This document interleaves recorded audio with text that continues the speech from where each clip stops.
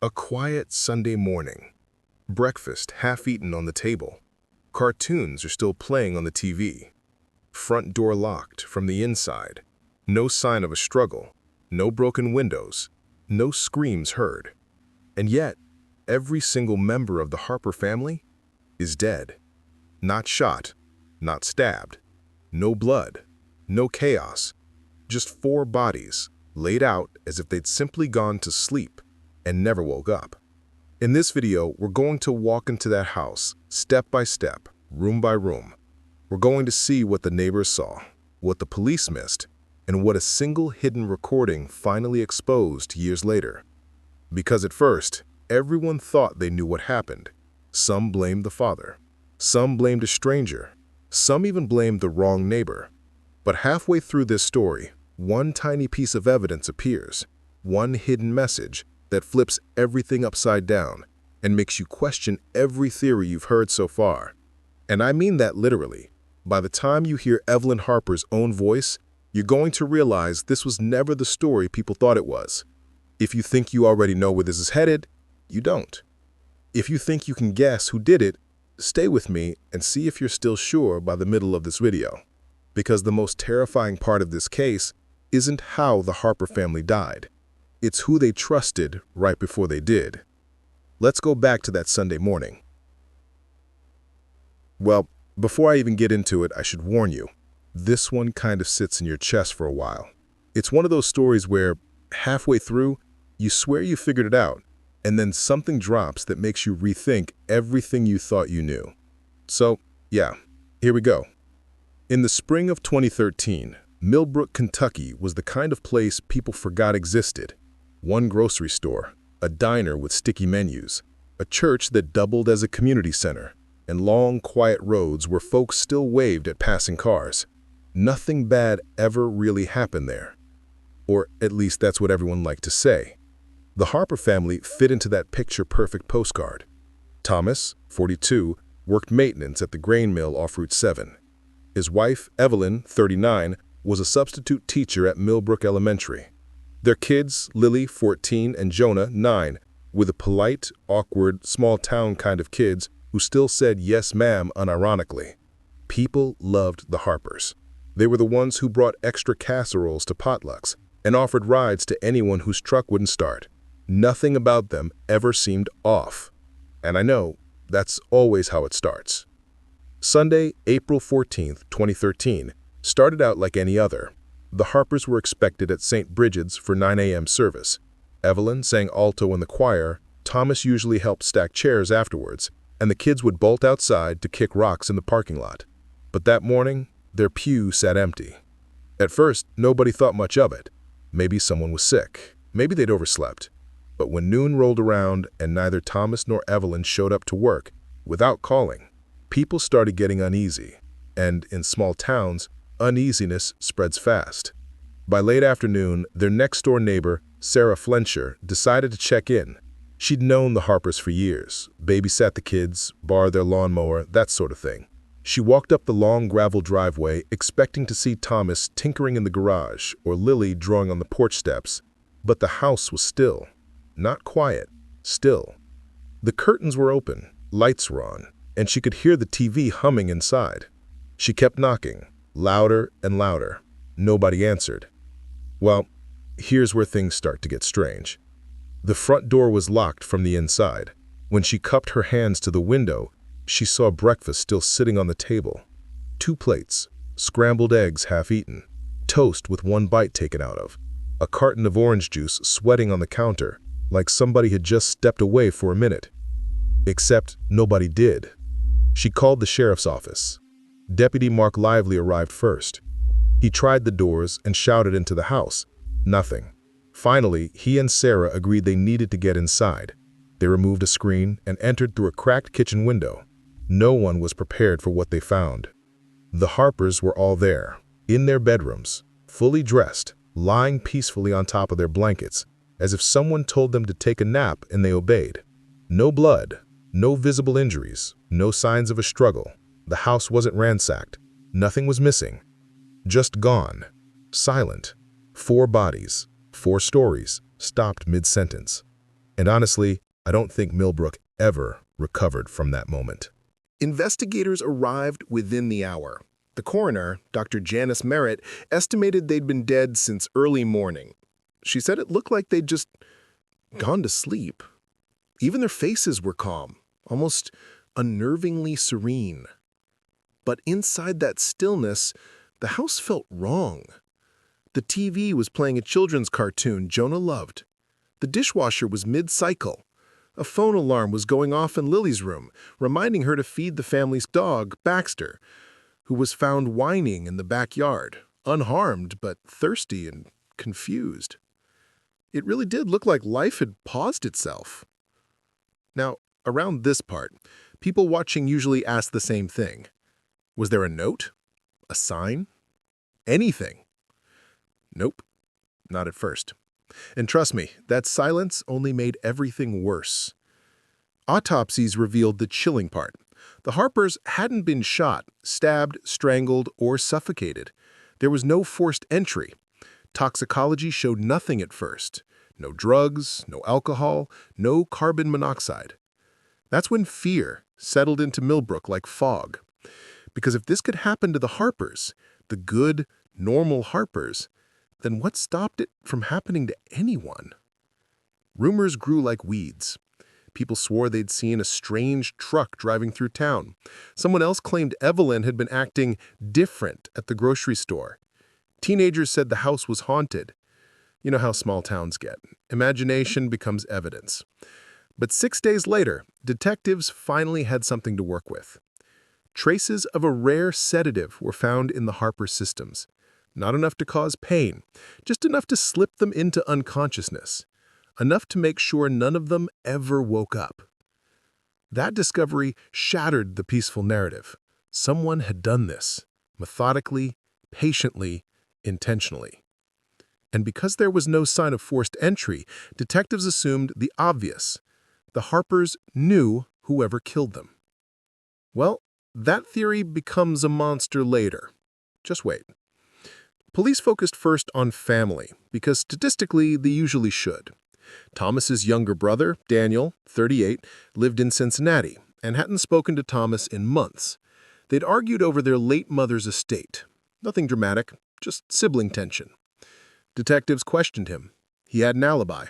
Security cameras proved he was at the hospital where he was employed as a tech. It didn't feel right anyway. There was no bitterness behind his voice, just grief. Then they moved to Evelyn's side. Her parents lived in Florida. They were devastated, cooperative, heartbroken. No leads there either. So, investigators widened the circle. Who else had a key? Who'd been inside that house recently? Who'd the Harpers let in without hesitation? And that's how the spotlight landed on their neighbor, Sarah. She was the last person to see them alive. She'd been inside the house countless times. She had a spare key, and she was the one who discovered them. People in Millbrook don't forget details like that. Suddenly, every friendly memory of Sarah became suspicious. That casserole she brought over last month, the time she watched the kids, the fact she never married. Millbrook turned on her so fast, it was almost cruel. Detectives searched her home, her car, her text messages. They even confiscated her gardening gloves, like maybe she'd poisoned the Harpers with freshly picked herbs. It was ridiculous, honestly. But there was nothing connecting her. And here's the thing that still chills me. Sarah never got her reputation back. Meanwhile, investigators kept digging into the Harpers' lives, and what they found didn't match the perfect family narrative at all. Thomas was drowning financially. Private debt, gambling losses hidden from everyone, loan sharks, the real kind, not casino debt. Hundreds of thousands of dollars missing from their savings. He'd refinanced the house twice. He'd taken payday loans under other names. And Evelyn, she knew. She just didn't know what to do. Her text messages to a friend read like quiet panic. "I'm scared he'll never stop," she wrote in February 2013. "I feel like we're living on borrowed time." She'd considered divorce, but feared losing custody, losing stability. losing herself. In her journal, entries the detectives found tucked beneath a stack of old magazines, she wrote, "I feel like I'm watching a slow crash, but I'm inside the car." God, that line just hits different. So, naturally, police shifted towards a darker possibility. Maybe Thomas did it. Maybe he couldn't handle the mounting pressure. Maybe he sedated his family to spare them the fallout and then took the same dose himself. A murder-suicide. Quiet, calculated, devastating. It fit. Too well, honestly. The public bought it immediately. People wanted an answer, something that wrapped the nightmare up and made it make sense. And blaming Thomas did that, at least temporarily. But if that theory were true, why prepare breakfast? Why turn on the TV? Why leave the house locked? Why not leave a note? Why not apologize? None of it lined up. And here's the part where, if you're watching, you start leaning in a little closer. 3 months passed with no real progress. The case went cold, at least publicly. The Harper home stayed sealed with yellow tape, untouched, haunting. People avoided driving past it. Kids crossed the street. And then in July 2013, an evidence tech doing a final sweep made a discovery so small and stupid that it almost feels made up. Inside Lily's closet, behind a loose baseboard, was an old digital voice recorder. Pink, scratched, probably forgotten. Detectives only found it because the battery compartment had corroded and leaked. When they replaced the batteries and hit play, they heard something that changed everything. It was Evelyn, recorded 6 days before the family died. Her voice trembled like she was whispering in the dark so no one could hear. "If anything happens to us," she said, "please look at him. Please don't believe he's innocent. No one understands what he's capable of." Detectives assumed she meant Thomas. They were ready to close the case. But the next sentence flipped Millbrook upside down. "He says we'll be together forever, whether we want to or not." She wasn't talking about her husband. The name came next, and it wasn't a stranger, it wasn't a coworker, it wasn't a relative. It was their pastor, Reverend Paul Grayson. Yeah, let that sink in. And if you're thinking, wait, what? Same. Grayson had been counseling the Harpers for months. He knew about the debt. He'd been checking in, praying with them, guiding them.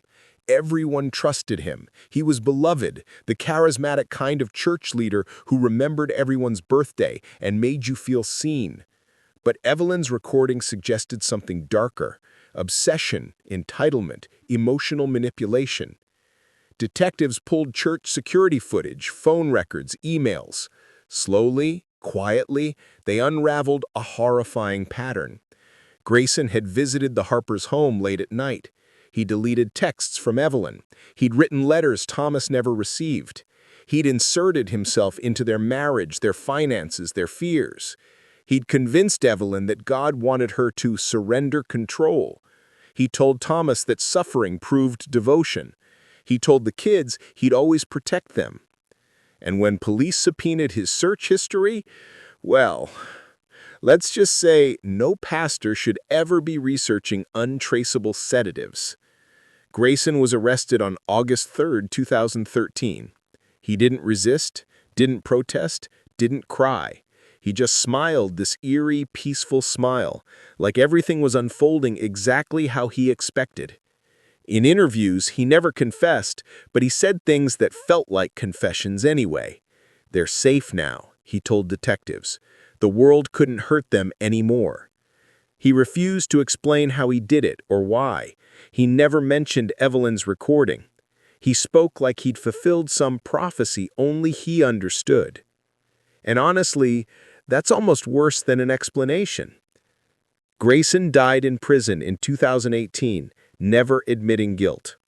The sedative he used was never definitively identified. Some evidence suggested he'd stolen it from hospice patients. Others believed he'd ordered chemical compounds online.